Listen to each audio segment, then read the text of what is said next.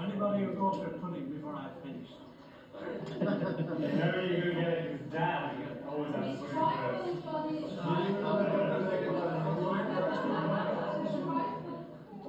First of all, can I say welcome again, as Deborah said, to everybody, because this is really a family occasion, and I mean a real family occasion.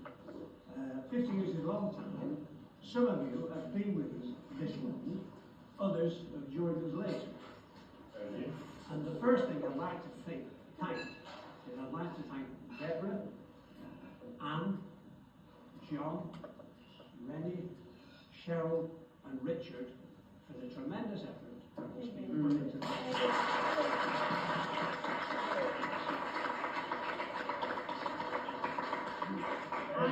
I think it's great, and I'm sure you, with the family, appreciate what we do. I think it's absolutely smashing. Can I have any thanks for the marshmallows for the children? Yes. Yes. I forgot about the marshmallows. When I watched Marcus trying to tie a knot, this was the transport driver of the year. You can't tie a knot on a piece of rope. And then after I put the children on, and there was only 12 knots. They had difficulties. But anyway, we managed. Now, Joan and I have known each other for nearly 60 years, which is God.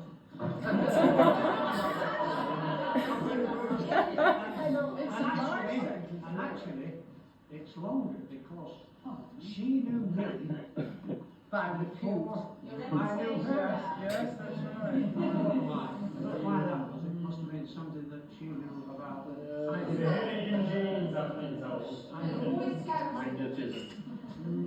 And we've been together so long. One of the main reasons was that I didn't know where to go. I didn't want to go back home, and she didn't want to go back home, so we had to stick together. We did. And one of the secrets of a good marriage is, as you all know, not to argue.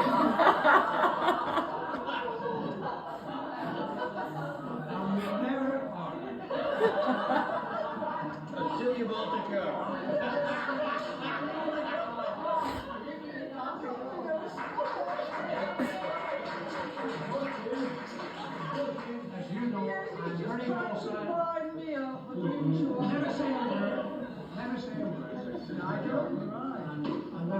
You see, I can't even make a speech.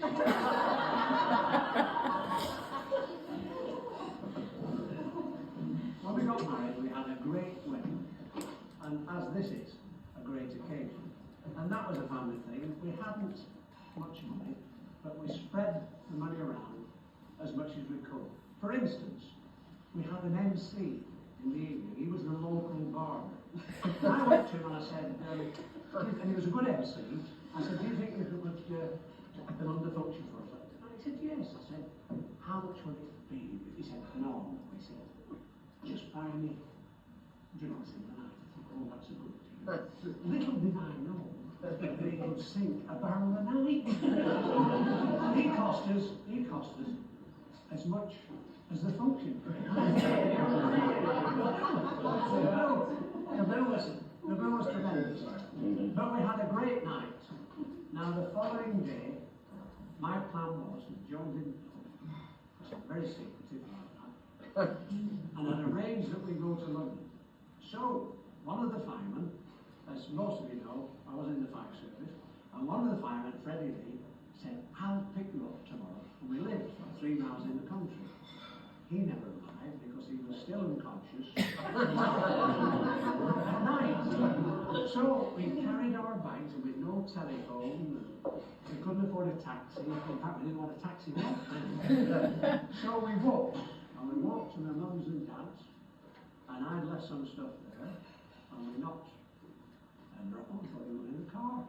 So my father, very kindly, said, Alice, go with me. So he came down, and he walked us all the way into town, and he still had his slippers on. And I didn't know till we got there. So we got on this bus, and Joe, the bus, not sort of, not a Rolls Royce or anything like that. We got on the bus, and we went to London, and we stayed in the Russell Hotel. Now you remember the bus, the south thing, this is not being funny, but where the bus exploded in London. It exploded in Russell Square, and there's a beautiful hotel there. And we stayed there for long. Couldn't afford any more. It was absolutely. It was. I remember. I was there. But I lost the ticket. So the following day, we moved out of the Russell Hotel, and we moved into a B&B. Now the B&B had a secret machine that you fed shillings for electricity and everything else, and gas and electricity. How many to keep going? Finding shillings every time you went, slur. And the owner of this place said, now you can do better breakfast, and you can have egg, bacon, sausage, tomatoes, beans.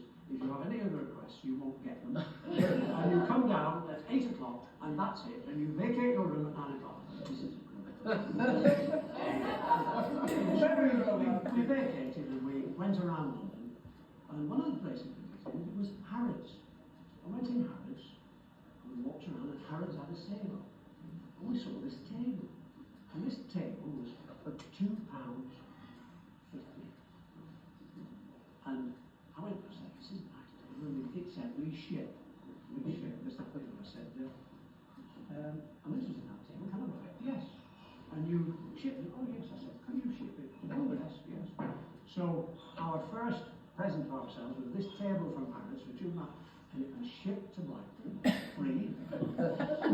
And this Harrods van, coming along between the walls, and you all remember between the walls, going up between the walls. A Harrods van arrived, and everybody's looking at me. I've never seen a Harrods van. So for £2.50, we got 2 bags with Harrods on, and we got this beautiful table. And still hasn't changed. And the Belshire I'm talking about, when I went to Belshire from living in the country, we had oil lamps. I've never seen oil lamps.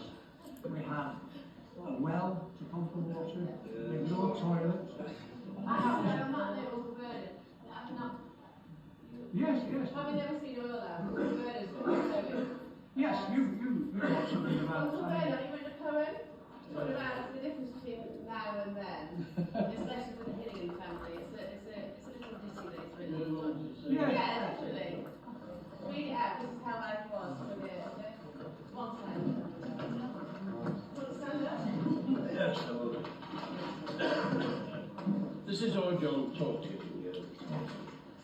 Tough. When I was born in the 30s, times were really hard. Us 4 kids, my dad and mum, lived in a two-down toilet in the yard. We lived all week on dripping boats.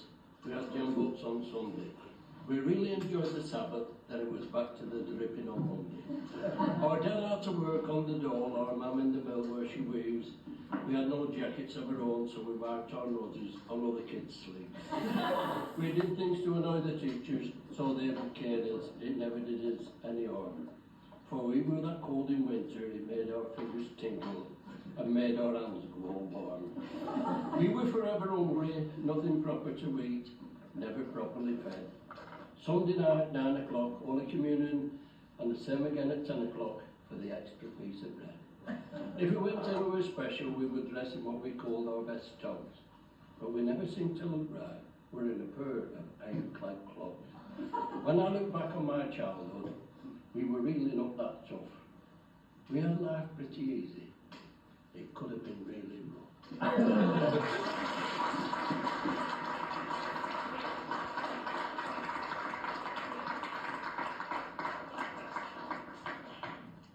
Back to the saga.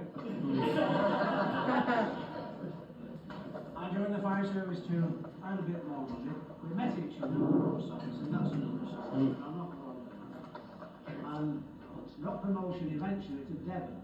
And I said to Joan, I went to Devon now, if you don't want to work, let's enjoy Devon. And about 3 days later, she went to the doctor's and she was expecting Anne. So that was the start of the holiday. Expecting Anne. And then we had Deborah, both in Devon, and then I got a further promotion, and we went back to Blackburn, where we had John.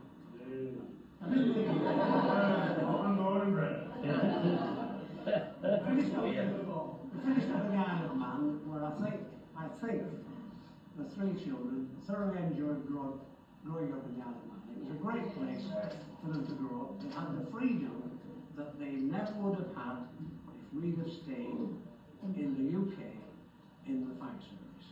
They wouldn't at all have had the freedom. They had a great freedom, and it cut down my potential for moving and what have you. But that didn't matter, because the thing with us was the children. And we've always thought that. Now we have the grandchildren, and most of you have met them, and God, they're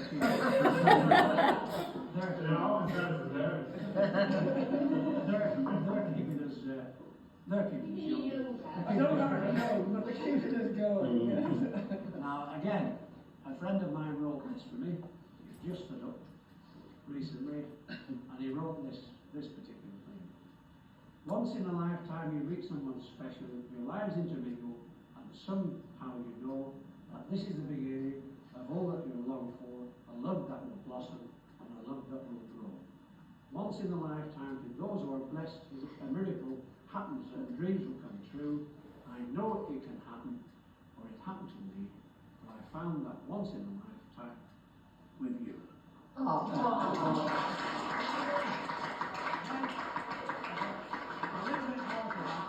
little bit more to that, and about throat at the moment, and this bit is let me call you sweet. All together. I love with you.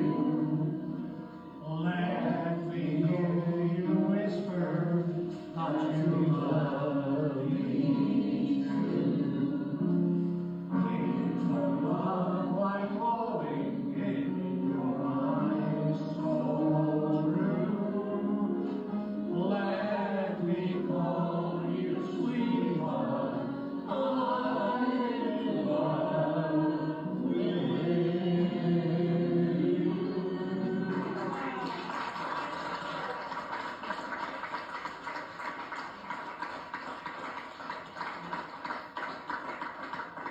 At this moment, just before we go to the suite, if anybody has any recollections that would like to say about us, bad or good, stand there, feel free.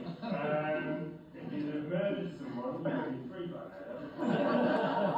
Very well. Oh, and the other thing is, the other thing that happened on your Wednesday was Bill Gates was booked. All right. Look what he's saying 50 years. And I'm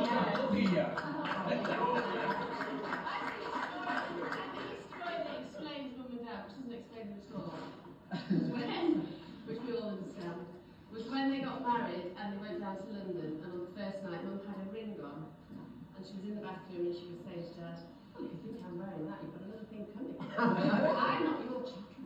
And Dad was in the bedroom and he said, if you take that ring off, I'll walk out this door and I'll never come back. And Mum went, oh, he's so masterful.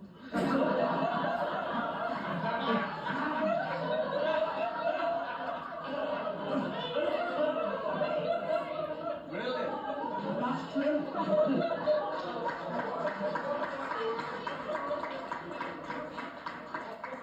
Another one, can we have the hatches, please? Yeah. Who's the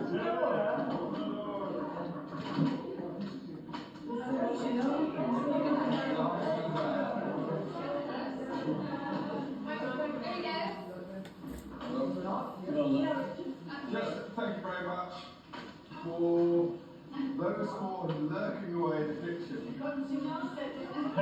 They've done a fantastic job with the food. Yes.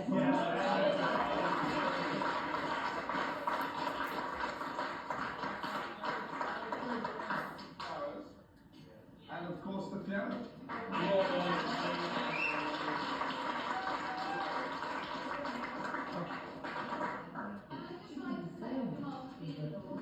Meeting the Hinnigan family for the first time. Challenge.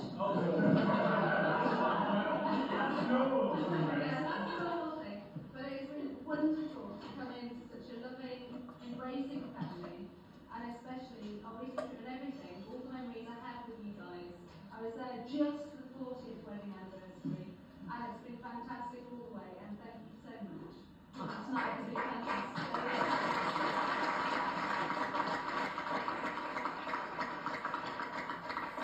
Brought up to be family orientated and more emphatic now. Oh no, that's the first one. What is that? VW's eaten the camera off as well, so. Right, sweet time.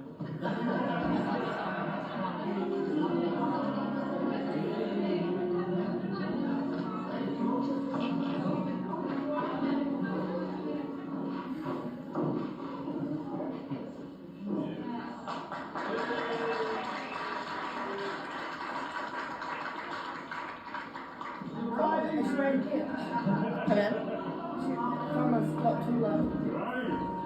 She's taller than Yeah, her.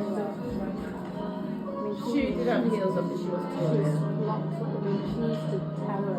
She was like 5'6" and a half. So she's 3 inches taller. And now she's 3.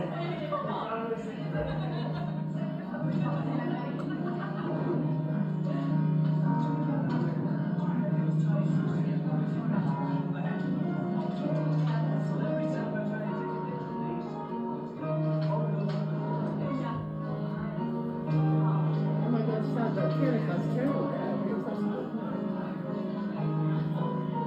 No, it does, that's not it.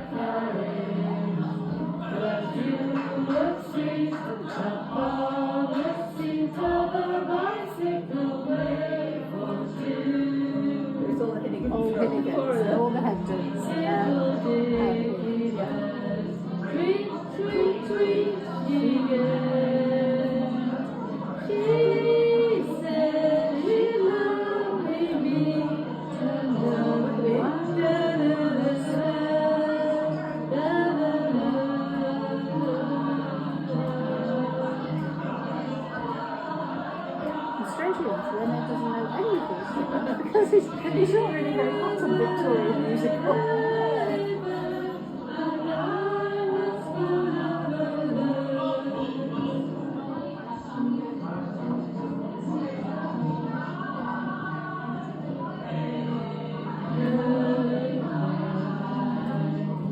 Look at Aunt Margaret, she's loving it.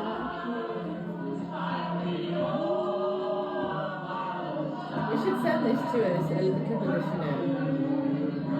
She's a big brother. Yeah, I know. Well, two big brothers. No, actually a little brother, but yeah. Yeah, I want everybody on.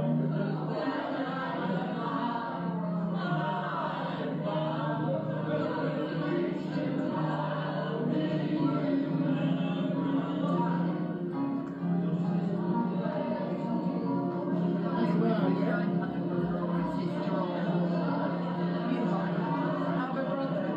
Who is filming it? Is it John and he just got his new, he just got the new, I think. So I think that's why he's sort of learning on the job, and it does get better during the evening. Actually, I think he just bought Put it down in Ireland. Very old, isn't it? Is that it? No, No, it goes on no, film. it was picking up there, that's enough.